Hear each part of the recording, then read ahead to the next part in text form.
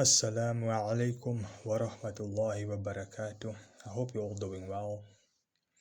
Like I promised, I will be.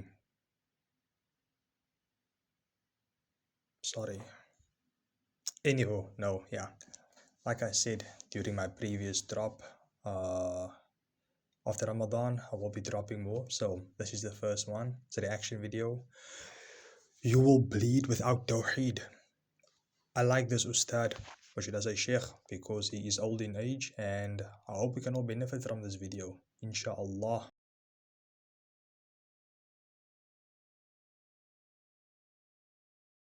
Since Allah Azza wa Jal promised that His soldiers are the ultimately victorious ones, and we are currently not victorious, meaning we are not the adequate soldiers of Allah. Why are we not the adequate, appropriate soldiers of Allah? Because the Ummah, illa man rahim Allah, has abandoned the bulk of Islam.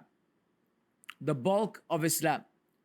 And their focus has shifted into mass criticism, mass involvement in worldly life, mass innovation, mass shirk and kufr, and among other things. And instead of the people of knowledge and the people of da'wah and those responsible among them, instead of them fulfilling their part of bringing people back to the deen of Allah and educating them about the deen of Allah, instead they are busying them with the matters that do not bring about victory. Political activism, protesting, complaining, whining,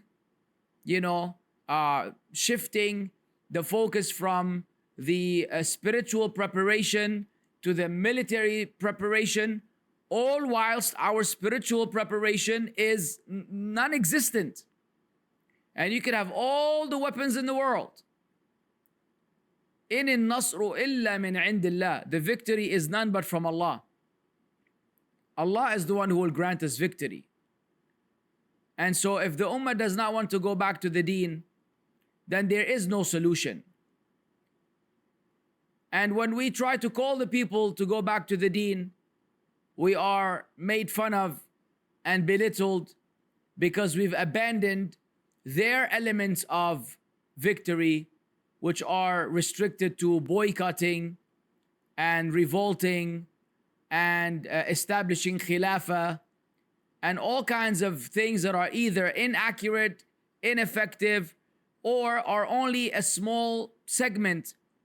They comprise a small percentage of what needs to be done, while the majority of what needs to be done is not even put on the table for the people to discuss. You actually clowned if you say, oh yeah, you're just gonna go back, you're just gonna teach Tawheed. That's all you're gonna do is teach Tawheed until Muslims are victorious again. And it's like, yes, I know you're making fun of that, but that's actually how the Sahaba were victorious. How else could some Arabs from the Arabian Peninsula and the desert with no civilization defeat the Persians and the Romans? How else? How else did they conquer the world? How else? Was it because they developed weapons of mass destruction? They had nuclear weaponry? What did the Sahaba have, ya akhwan? Logistically, they were inferior. Spiritually, they were superior. And Allah Azza wa Jal will supplement the logistical inferiority with angels, with His victory from whichever means Allah uses. It could be rain that Allah will use in the favor of the believers. Allah will supplement and make up for our inferiority in logistics. But if we have inferiority in spirituality and in iman and in aqeedah, then who will make it up? Who will fix that? So the Sahaba conquered the world because their focus was Islam. And today Islam is not the focus, even the callers to Islam. The callers to Islam, its focus is not Islam. It is monetization, it is clickbaiting, it is creating controversial content. That's what's taken up the times of the Muslim. As for the names and attributes of Allah, maybe him. Those who know. That's why the more you listen to the people of knowledge, the more you realize how ignorant we are.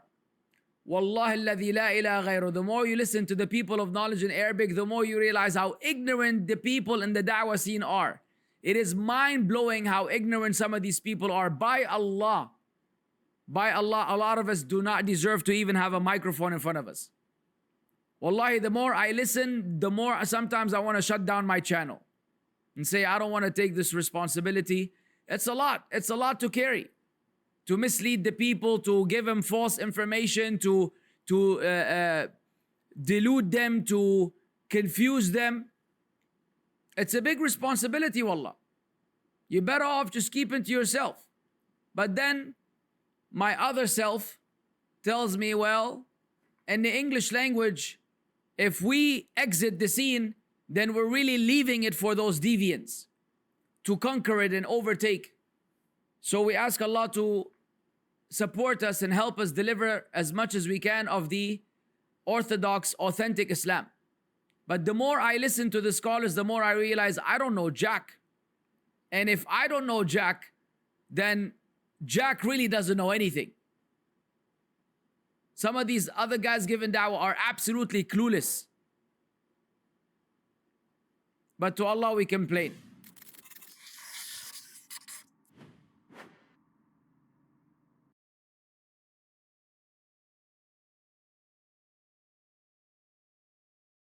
Honestly, the Sheikh gave a bunch of great benefits in that 6-minute clip, starting off with the means people are taking in order to, get the W for the Ummah, a win, and the means is not working. Like busying yourself with things that will not bring about that victory, telling yourself that these things are gonna bring the victory when in reality it's not. It's like what are we doing, honestly speaking? Especially like the imams who should be giving the people what they need and telling them what they need to know and not what they want to hear. Subhanallah, it's like, do they not fear Allah? You know? Like the Sheikh spoke about busying people with politics. I was once in a Jummah khutbah, and the entirety of that khutbah was this Imam speaking about politics, telling the Jama'ah that was there, be careful of this one, you should rather vote for this one, no, this one. Why are you speaking about politics? Like the Jummah khutbah there on a Friday, it's there to remind the people, bring them back towards their deen. The Imam van politics. Like I sat there perplexed, and may Allah protect us from falling into such mistakes. And you can boycott as much as possible. I don't have anything against it. If you do that, alhamdulillah, it just becomes problematic when you see a Muslim boycotting something and then his brother or sister might not boycott that product, they might use it. Then he will look at them like they're a hypocrite. Like the US funds this shaitan country, Israel, may Allah destroy them, They just print money like that. The boycotting, if you do it, cool, but don't enforce it on others. You understand? Because don't pick and choose what you want to boycott. If you're going to boycott everything. Even the TikTok, the Instagram that you use, boycott that as well. Don't say, no, I'm using it to post away.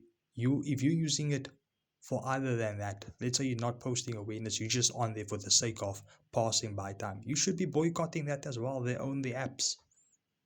You want to boycott Coca-Cola. The doctor told you ages ago, say diabetes. No, say I got no boycott. Say, subhanallah. And yeah, man, even the du'at, like the Sheikh mentioned, like they themselves don't know what they're talking about. They rather keep the people busy with things that does not benefit them, And like the Sheikh also mentioned, the more you learn, the more you realize you don't know. I've been consistently doing my Islamic studies from 2019, and I ask that I do it up until I'm in my grave. May Allah grant me that, Ameen, from the cradle to the grave. Once you actually sit in a dars, you sit on the floor, you put your body through that pain where you're sitting, you're taking notes, you're memorizing those notes when you go home, like you realize how much you don't know, and you just become humble in a sense, because you realize how much there's still to learn for you. And then you hear someone speak and you're like, that is wrong in that principle. I learned that and there is incorrect. You tell that to a layman and they'll be ready to jump down your throat. Subhanallah. But it's a lot of benefit in this video and hopefully you guys benefited too. Inshallah. That's it for now. I'll see you guys next time.